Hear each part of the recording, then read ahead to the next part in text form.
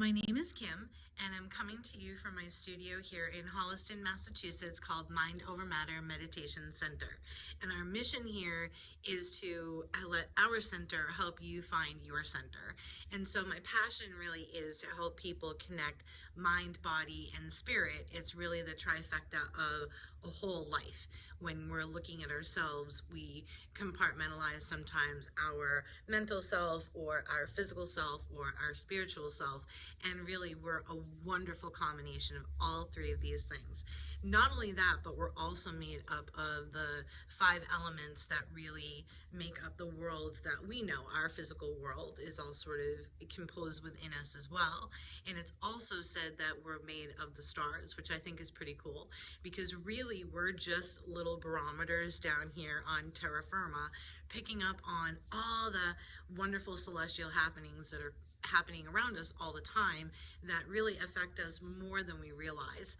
And so one of those aspects that I think a lot of people can relate to without knowing really anything about astrology, which is not required to listen to or take in any of this information, is simply the cycle of the moon. Farmers have been using the moon forever to plant crops. We celebrate holidays around the moon. A lot of calendars are related to moon cycles. And so today, in that being said, is the beginning and the marker of the next Lunar New Year.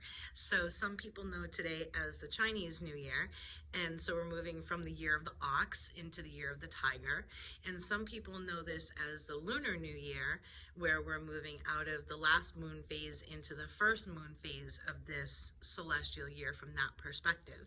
But not everybody knows that those two things are actually the same thing, which is pretty cool. So they were obviously using the lunar and celestial calendars for their calendar as well. Energetically, what that has translated to and can feel like, and I think this past year was a really good example of this emotional connection we have to the moon cycles, is that we come into New Year's in January feeling ready for the new year and like, oh, 2022, what's it going to be like and what's coming?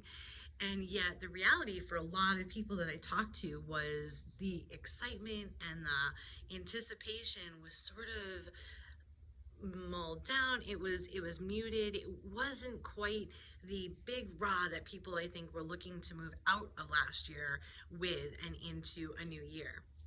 As I was talking to somebody about it, they were saying, oh, gee, this makes sense because it kind of feels like I had done December twice. And so this, I feel like, is more of the actual new year, because back a month ago on January 2nd was the last new moon. And so the new moon is considered the new moon being born again. And so it's coming from the dark or the absence of or the lack of light reflecting from the sun against it, moving over a 2-week period or right about 2 weeks to the full moon, which a lot of people are familiar with. Their pets might get a little crazy, or their kids might get a little crazy, or they might get a little crazy because of the full moon. But the absence of the moon, which is where we are today, or the new moon, or the lack of light, the dark side of the moon represents a lot of shadow stuff. And so that can actually set people, animals, things off in a whole different way. And so the past 2 weeks, when we had our last full moon, which interestingly enough was on Martin Luther King Jr. Day, which I think is really interesting because highlighting civil rights is really up right now as far as a global issue. And so celestially, we can look at how we're being affected by that collectively. Not only that, but last year, so behind me is this beautiful chakra banner. And so it represents the energy centers sort of in an ascending manner from the base chakra all the way up to the 7th. And there's more chakras, but these first 7 are connected to us energetically as far as our physical structures go. And so when we're experiencing things and taking them in, we take them in these centers. Collectively, we move through these centers as well. So last year was the 2nd chakra year, which is here, which is the orange. And this year coming in is the 3rd chakra year. So we're moving up elementally, we're moving up energetically. The change of the Lunar New Year also can indicate that. And so what does this mean? What does this mean at all? So our emotions are really our barometer of knowing what's going on and how we feel, and if we're really lined up in our mind, our body, and our spirit. And so if we're not lined up in any of those ways, our feelings are a way of letting us know that, hey, we're out of alignment and we need to pivot and recalibrate in some way to come back to center, which is really coming back to wholeness. And so the mind can really start to go. And so that vagal nerve connection between the head and the belly can start to become the feedback between what we're taking in instinctually, what we're taking in emotionally, and then how we're translating that. Not only that, but muscular structurally, the psoas muscle, which really connects between the ilium and the psoas, the second and third chakras in our physical body. And so if you think about this space down here between your ribs, so you've got your sternum and then your rib cage kind of comes down. The spot in the middle above your belly button and below your sternum, this is kind of like the area of the third chakra. So this is all about our feelings, about how we feel about coming out into the world. And so we've had 2 years of being home, and we've been calibrating to our external world because that's what we're told to do and that's how we're told to live. And then that whole world just sort of stopped, and we didn't really know what to calibrate to unless you had the wherewithal to know that the only place that ever matters to calibrate to is your own self, to your sense of your inner self, because that inner part of you knows where you came from, it knows why you're here, it knows what you're doing, and it knows how to get you where you want to go. But if we're not listening to our feelings, we can get really disconnected from that center. And so this whole head-belly connection, we have the feedback. So we know when we kind of get on the hamster wheel in the head, and then that dumps down into the belly, and our belly kind of gets all up in knots and can affect the way we present ourselves out into the world. And so that's what we're going to see a lot of coming this year, is people working through their new sense of how they're coming out into the world. The world looks different. People are in a different place. People are feeling differently about their connection to the world. And so there's a lot physiologically, a lot of places that people will start to feel this. If you're not sure about the direction that you're going to move, you can feel achy in your joints. You can feel a little stiff because you're not really sure about which way you're going. And that's okay.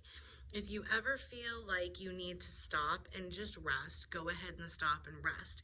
But a great way to get connected to your feelings and what they're trying to tell you is actually to connect to your physical body. And so anything that makes you feel good, whether it's outdoor activities in the winter or you'd rather be inside cozy and warm and doing activities, there's lots of things that you can be doing. The best activity that you can do literally anywhere you are to affect how you feel physically, emotionally, and spiritually is through your breathing. And so really coming down into that belly with your breath and not getting caught up here at your chest. We're ascending. So if you think of the way that we're moving up, we're naturally going to be moving up into that heart center collectively. So hang in there. We're getting there.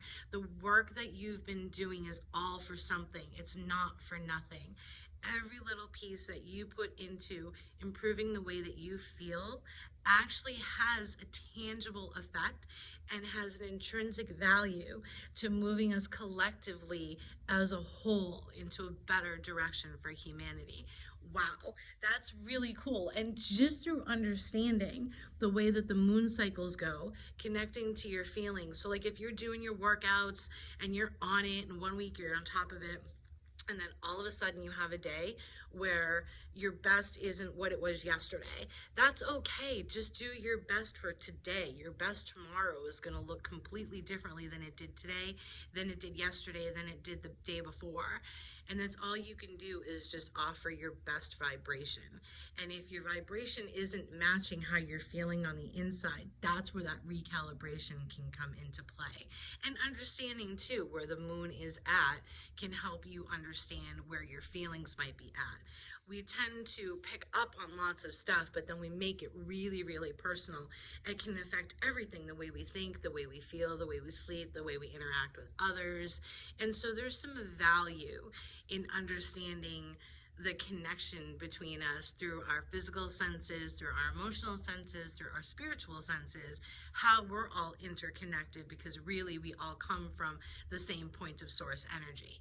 So I'm really, really looking forward to spending regular time here sharing all sorts of tips and energy reports on what's coming up for the week, what's going on, what we might be picking up on as human beings here in terra firma, from all the stuff going on around us collectively, and how do we move forward in a way that really honors our value.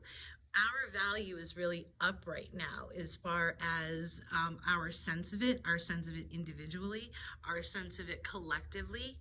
And it's really important that each person knows and understands, regardless of what you think and feel as far as what other people think of those things, it doesn't matter. You need to be true to you. You need to be doing the things that you are feeling good about, because really at the end of the day, when you go to bed, you're the only one that goes to sleep with the decisions that you've made for that day. So what kind of decisions are you making, and how do you feel about those? And then when you wake up the next day, are you starting a new day, like where to from here, what can I create? Or are you dragging yesterday into your day and having that sort of sabotage you before you even got going? These are all these little things that we just are doing as humans, the way that we are moving through the world, and it's all okay. And again, coming back to that breathing. So really just, if there's anything that you can start with, it's making sure that you're taking a nice deep breath in. You can breathe through the mouth, you can breathe through the nose, whatever's more natural, it does not matter. Just take that nice breath in all the way down to your belly and fill it up like a balloon really comfortably. And then just gently exhale, bring that belly in, and then allow the air to come up and out. See, when you're inhaling, my chest isn't moving at all. We're really conditioned to breathe and to sort of like, puff up. I had a gym teacher once that was like, take a deep breath, or the doctor will say that when you're a kid, they go, and then, do this big thing. And that's the worst thing you could do, because you're cutting all your air off up here, and then we're not getting all that great energy movement through us. And so just starting with your breath. So every Friday at 1 p.m., I will be dropping a new video, and I'm really, really excited to share the adventure of this year, to take the lessons that we have learned from the last 2 years and from our lives and from our ancestors and from everything before us, and to move forward together and to support each other and to move up these great energy centers. Because when we get to this guy up here, the fourth chakra next year, that's the love. That's where the love's at, baby. So we got to breathe into the fire here, right? So we've got earth, water, fire, air, and ether working our way up.